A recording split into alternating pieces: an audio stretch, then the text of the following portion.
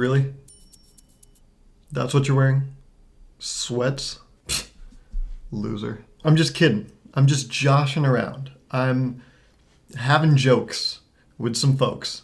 Okay, I don't think you're a loser for wearing sweats, but there was this article that a friend sent me from the Los Angeles Times that might say otherwise. The title of the article is "Enough with the Work from Home Sweatpants.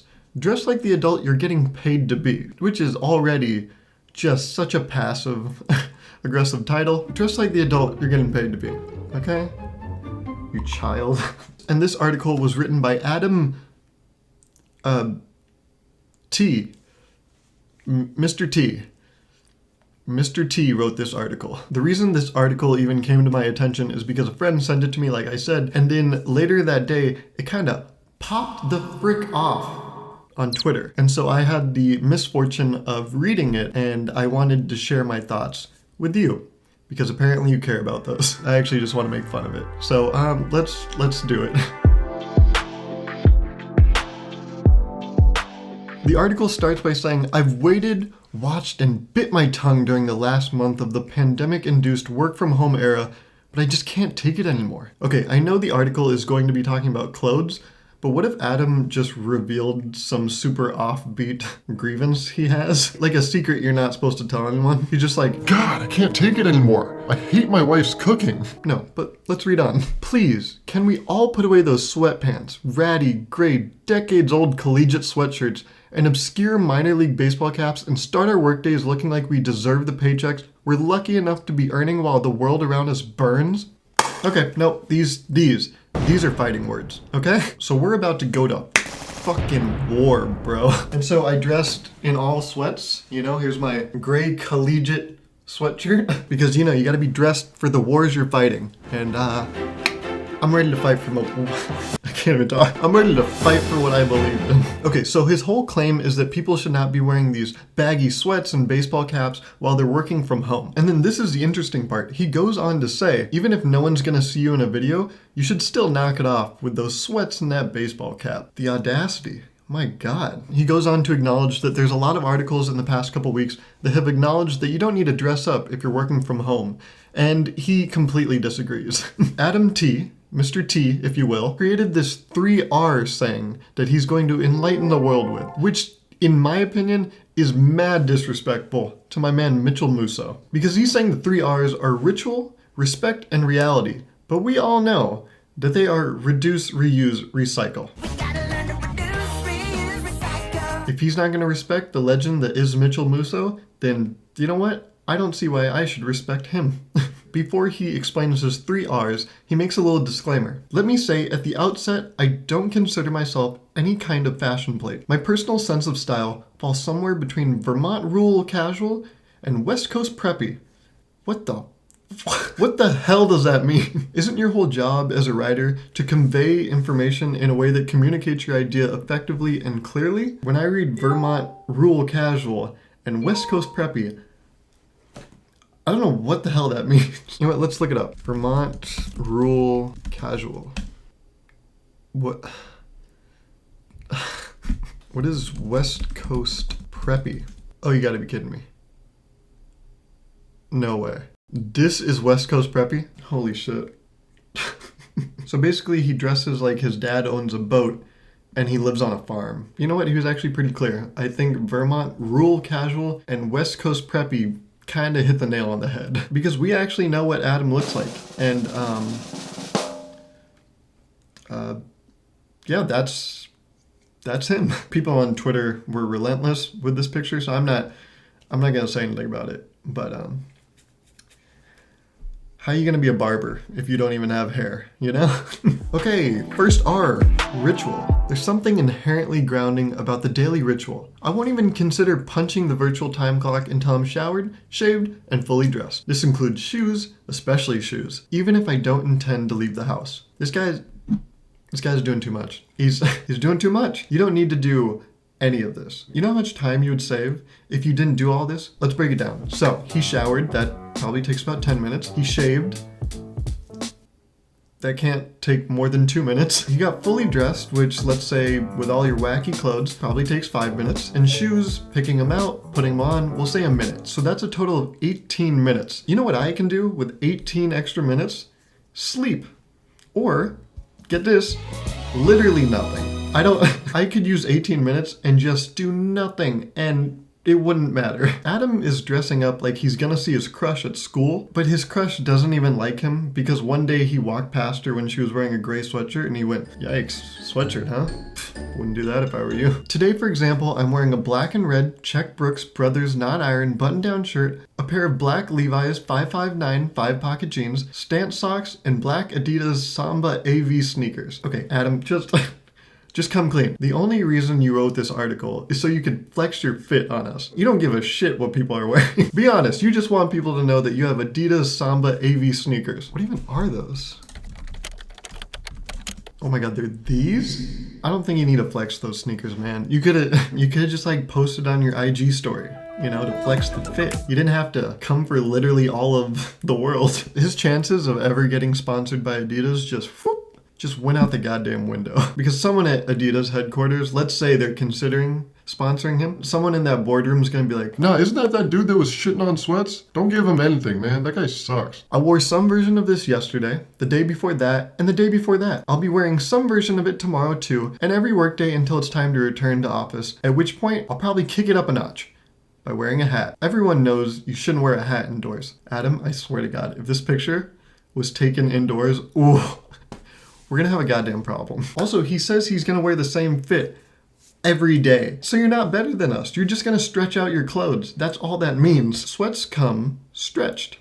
That's how they are. Those jeans that you're wearing every day are gonna pretty much be sweatpants by week 2. They're not built for that kind of wear and tear, man. You gotta treat the Levi's with respect. Imagine being a pair of jeans and your owner doesn't even go out with you. They just sit at home and just sit on you all day. That is mad disrespectful, okay? If I was jeans, I would want my owner to like take me out to dinner. Like, show me the world, you know? Like, wear me to see that nice girl. Don't just put me on and then sit around your house all day. Just, how dare you?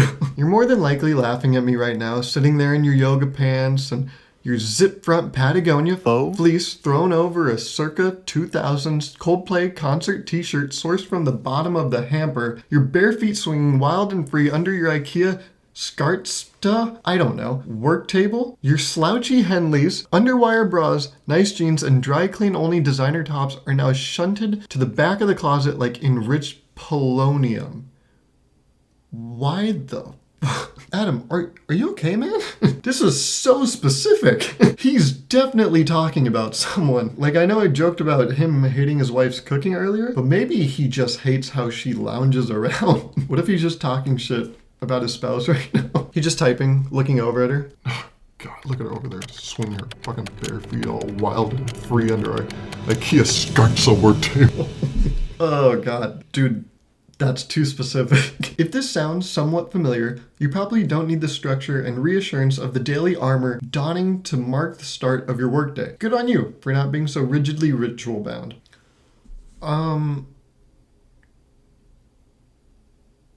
have no idea what that means. If this sounds familiar, the weirdly specific thing he just described, you probably don't need the structure and reassurance of the daily armor donning. Let's break that down. What does armor mean? So armor means protection. We know that. What the hell? Okay, donning. Put on. Okay, if this sounds somewhat familiar, you probably don't need the structure and reassurance of the daily armor donning. So basically putting on your clothes.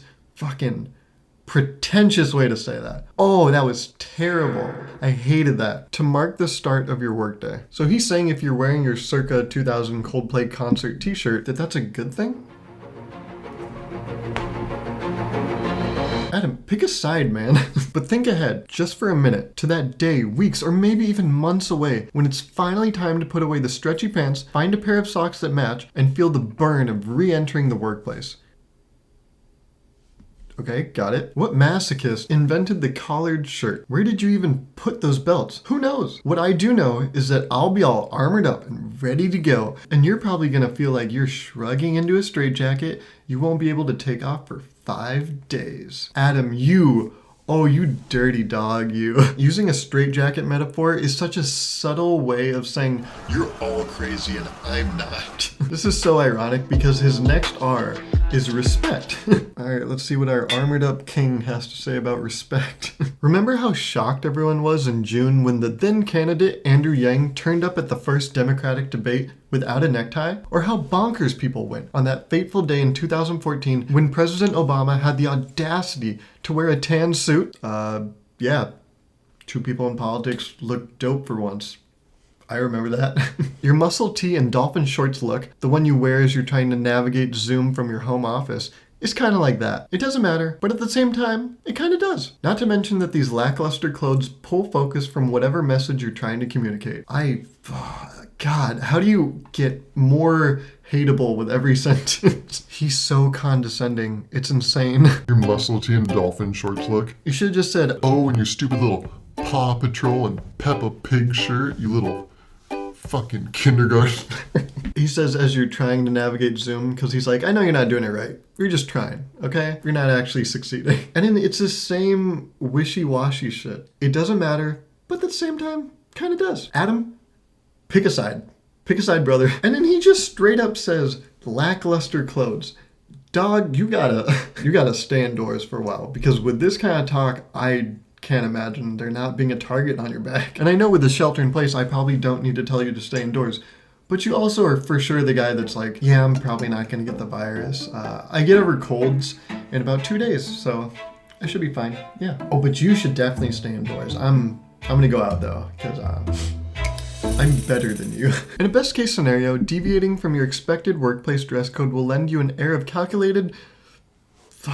God damn it, Adam. Insouciance. Calculated insouciance and devil-may-care individuality, but we all know those cargo shorts, second skin Jennings with the ripped knees, camouflage print Duck Dynasty hoodies, sports bras, and not safe for work t-shirts. Yes, even that one with the photograph of Johnny Cash flipping the bird, aren't exactly going to telegraph calculated insouciance. Why did you use it twice? You could have used the words nonchalant, indifferent, and you went with insouciance. You dirty dog. So he's basically saying that when you dress in this very careless way, that it might make you feel like you're an individual or you kind of don't care. But in reality, that's not actually what's being communicated. Mr. T is saying, while you think you're coming off as like a carefree badass, you're actually just a loser, okay?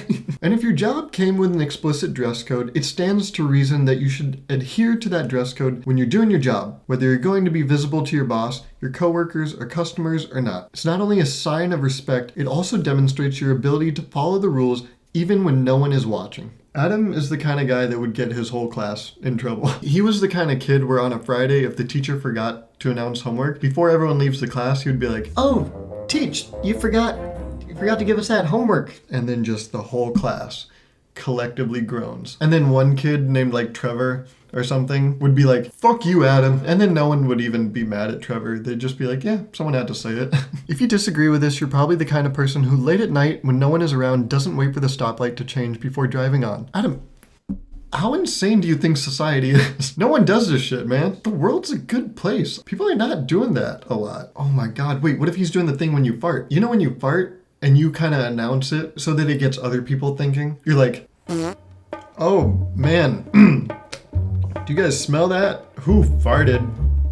Man. But no, Adam, okay? You smelt it, you dealt it. The only reason you're calling out these rule breakers is because you're one. You're just trying to distract us. But I watched Penn and Teller's masterclass. I know about the art of misdirection, so suck it, Adam. All right, speaking of magic, the next R, reality. Maybe what bothers me most about the enthusiastic embrace of grubbing about the house clothes, particularly in instances where we're brought face to face with our bosses through the miracle of video teleconferencing, is that each time the camera goes live, another tiny crack appears in the carefully constructed facade of our day-to-day reality. Oh God, this guy uses too many words, holy shit. Do you think at the LA Times, when you turn in an article or whatever, do you think there's like a word count that your boss gives you? And Adam was just like crunched for time, so he was like, What's the worst way I can say this in the most words? We're given another inadvertent glimpse behind the curtain and see that the great powerful Oz is but an old man pulling levers and making noises. This extends not just to our own bosses, but also to those who pull society's greater levers of power and influence. He's basically saying if you see that your boss has an apron in the background, oh no. Now you know your boss cooks. It's not that deep, Adam. Okay. He's making it seem like you're gonna see something in the back when someone's Zoom conferencing that's gonna like reveal some dark secret about them. It's not like your boss is gonna turn on their Zoom call and there's just gonna be a bunch of like sex toys in the back. And then you're like, oh, okay. That's why he wanted to borrow my dog collar. And he doesn't have a dog. Scrolling past a photo of Vogue editor-in-chief Anna Wintour sitting in her home office in sweatpants or turning on the TV to find CNN anchor Chris I don't know how to say that, hungered down in his basement, recovering from COVID-19 and clad in a What is with this medieval ass vernacular? Homie's pulling out armor. Homie's pulling out clad. We get it. You go to Renaissance fairs. Okay, Adam, are you happy? And clad in a casual shirt instead of a jacket, dress shirt, and tie is as profoundly unsettling as is the black and white photo of Jim Henson holding a hand aloft up to his elbow in the green felt undercarriage of Kermit the Frog. So he's just saying when you see people as humans, it gives away this illusion that they're puppets. He's saying that Anna Wintour and Chris both have hands up their ass and that they're puppets. Let's finish this thing up. From watching an NBA game to going out to dinner, so much of what we took for granted back in early March has been ripped away from us. Must we also suffer the indignity right now of knowing which of our coworkers prefers to plod around the house in a fishing vest and pork pie hat? Okay, no one does that. No one does that. I can say that with so much certainty. Do you know what a fishing vest is? This is a fishing vest. No one's just wearing this shit around the house. Adam, you missed the mark, man. What is seen cannot be unseen. And someday you'll all be back together, clustered around a conference table, and everyone there will know exactly what you're going to change into when you get home. Yeah, Adam, and we're all naked under these clothes. Okay, you're not saying anything profound. Adam's like in the break room, and he's talking to his coworker, and he's like, hey, did you hear about Tina? Nah, what's up with Tina? Okay, don't tell anyone I told you this, but she goes home and wears pajamas. Adam, do you ever wonder why no one in the office talks to you? Sure, you can wear whatever you want when you're working from home. However, I really wish you wouldn't. And Adam, there's so many people that wish you didn't write this goddamn article. But I can fairly say I'm not one of those people because you gave me a laugh, man. I thought this was really funny. It's all in good fun, you know? Everyone's entitled to their own opinion. Unless you're racist, then, fuck you, I guess. But it was just funny seeing the internet's reaction to this article because everyone, rightfully so, was upset. Make sure you follow me on Instagram, like the video if you enjoyed, and subscribe if you want to. To close this video out, let's read a couple of comments on his article. Missed tackle. Many of the people I see in person are dressed nicely, wearing makeup and jewelry and whatnot. Over the last few weeks, I have seen these same people with unkempt hair and no makeup who look like they just rolled out of bed. Probably because they did. And you know what? I think the fact that I have a sweater and sweatpants on makes everyone feel like we're in this together. See, that's a really endearing outlook. I love that. Josh Mees. Things are awful right now. People should wear what they want. Go worry about something that actually matters. Josh, I couldn't have said it better myself, man. So yes, no hard feelings, Adam. I really like your hat also. I don't think I could ever pull off something like that. Cool, now I can finally take off this armor. Only losers wear gray college sweatshirts.